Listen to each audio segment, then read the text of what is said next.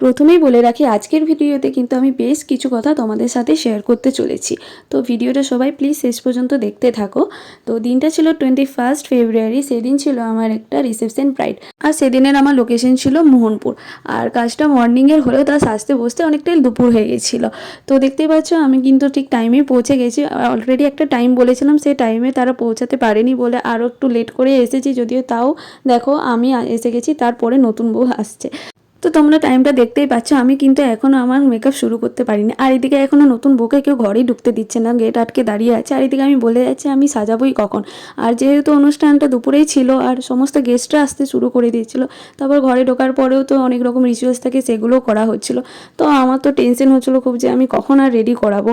তো অনেক কষ্ট করে বাড়ির লোককে কনভিন্স করে তারপর সাজাতে বসাতে পেরেছি, তাও প্রায় 1:10-15 হয়ে গেছিলো। বলো কীরকম সাজাবো? জোরে বলো। সিম্পল।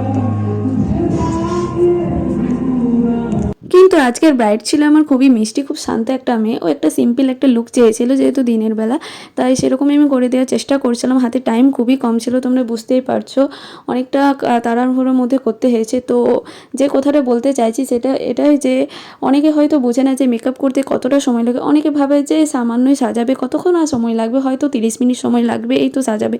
কিন্তু না, মেকআপ করতে অনেকটাই সময় লাগে, অনেক কিছু প্রসেস আছে। তো বাড়ির লোক তো অনেকে বোঝে না, তো কিছু করার থাকে না আমাদের। তো তোমাদের সাথে এটাই বলার যে আমার আপকামিং যারা ব্রাইড আছো এবং ব্রাইডের বাড়ির লোক আছো, তো তোমরা প্লিজ একটু তাড়াতাড়ি টাইমটা মেনটেন করো, যাতে তাদের স্পেশাল দিনটাতে আমরা আমাদের ব্রাইডকে সুন্দরভাবে রেডি করতে পারি, তাদের মনের মতো লুকটা দিতে পারি। তো আমরা তো চাই যে তাদের স্পেশাল দিনে ভালোভাবে আমরা কাজটা যেন করতে পারি, আমাদের ফুল এফর্ট দিয়ে চেষ্টা করি। কিন্তু তাও একটা টাইম তো একটা মেনটেন করা দরকার। সেই টাইমটা যদি আমরা না পাই তাহলে আমরা কীভাবে করবো আর কতটুকু সময়ের মধ্যেই বা কমপ্লিট করতে পারবো। এদিকে গেস্টরা আসতে শুরু করে দিয়েছিল, রেডি করাচ্ছি, তার মাঝে মাঝেই নতুন বউকে দেখে যাচ্ছিলো। তো আমারও কিছুটা খারাপ লাগছিলো। আর এটা তো আমার হাতে কিছু করার নেই, আমি একটা টাইম বলেই দিয়েছিলাম, সেই টাইমে যদি না পৌঁছাতে পারে, আর অনেক রকম রিচুয়ালস থাকে সেই কারণেই।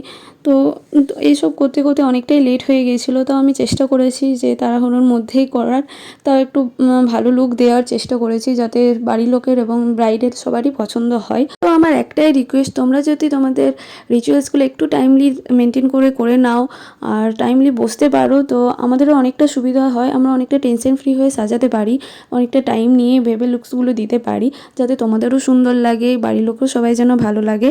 এখানে একে একে সবাই আসতে শুরু করে এবং বলে যায় যে ব্রাইড এখনও রেডি হয়নি। তো আমারও শুনে খারাপ লাগছিল, কিন্তু যে দাদা আমাকে বুকিং করেছিল, যে আমার ব্রাইডের হাজব্যান্ড, তো সেই দাদা সবাইকে বলে যে আমার কিছু দোষ ছিল না, তাদেরই আসতে লেট হয়েছে। তো তোমাদের যদি মনে হয় আমি কিছু ভুল বলে থাকি তো তার জন্য আমাকে ক্ষমা করে দিও, আর যদি মনে হয় আমি কিছু ঠিক বলেছি তো প্লিজ তোমরা জানিও। আর এটা হচ্ছে ফাইনাল লুক। তো তোমাদের কেমন লাগলো অবশ্যই জানিও। লুকটা 1 ঘন্টার মধ্যে কমপ্লিট করেছি। তো আমার ব্রাইডের আজকের এই রিসেপশন লুকটা কেমন লাগলো তার থেকেও জেনে নেবো।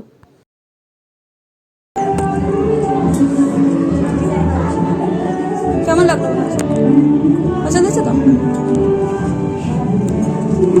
তো ব্রাইডের লুকটা তো পছন্দ হয়েছে, প্লাস ব্রাইডের হাজব্যান্ড দাদা প্লাস তাদের বাড়ির লোকেও সবাই বলেছে লুকটা ভালো হয়েছে। তো তোমাদের কেমন লাগলো অবশ্যই জানিও। যদিও লুকটা 1 ঘন্টার মধ্যে কমপ্লিট করেছি, হয়তো হেয়ারস্টাইলটা আরেকটু বেটার করতে পারতাম, তো টাইম একদমই ছিল না, তারা খুবই তাড়াহুড়ো করছিল, তারা দিচ্ছিল। ব্রাইড যদি টাইমে বসে যেত হেয়ারস্টাইলটা আরেকটু বেটার করতে পারতাম। তো যাই হোক, তোমাদের কেমন লাগলো অবশ্যই লুকটা জানিও। দেখা হচ্ছে নেক্সট ভিডিওতে।